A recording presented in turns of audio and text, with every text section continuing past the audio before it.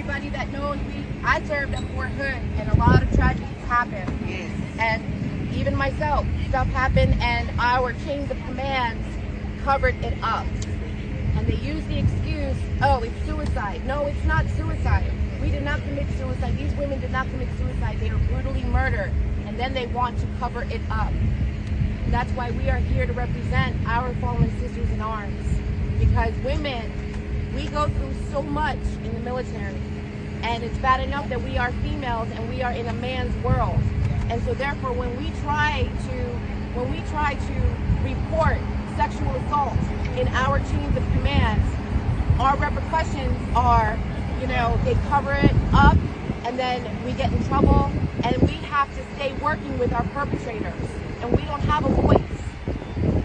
So to add insult to injury, we have to stay there and confront our perpetrators, and they don't do anything about it. And I guarantee you what happened to Vanessa could have probably been avoided if somebody would have just listened to her.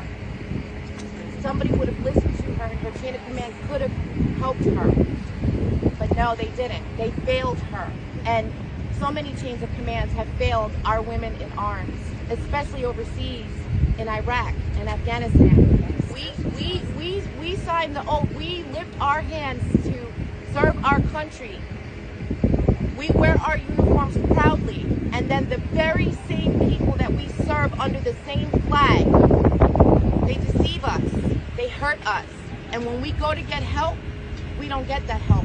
We get shunned, we get demoted, we get kicked out of the military. Amen. Just for speaking our voices and to be heard. And that has to change, and that's the reason why we are here to help Vanessa's family get justice. Because what happened to Vanessa is going to continue to happen, God forbid, to any other future female. And it's not just females, it's also happening to males. The crime rate in the military has risen. And now, because we have our phones, we are able to record everything.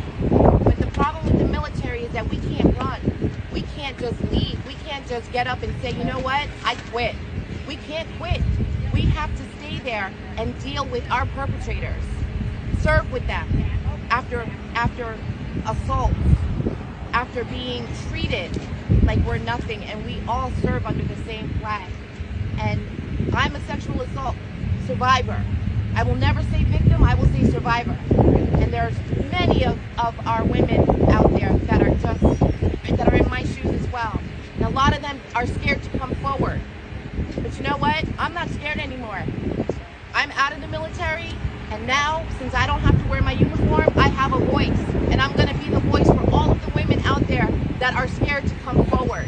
Because they're scared of repercussions. They're scared that their career is going to end because they are seeking protection. And this is the reason why we are here, because the Vanessa Guillen bill is to protect sexual assault survivors so that we don't have to report it to our chain of commands. Because what's the point of reporting it to your chain of command if the perpetrator is serving in your chain of command? They're going to cover it up. And so that needs to change. Congress, if you're listening, you need to change these laws so that women and our service members, because there are a lot of male soldiers that go through this as well. And it's even worse for them because they don't want to come out and report anything. We need to change these laws so that way our service members are protected, and we don't have, because you're adding insult to injury when you require the service member to report any type of assault to their chain of command, and that person is in the chain of command. So that's why we are here. All of my fellow veteran sisters here, we are here to be the voices for all of the other female veterans who were murdered.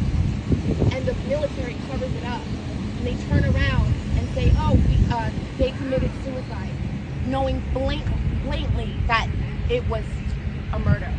And that's why we are here, so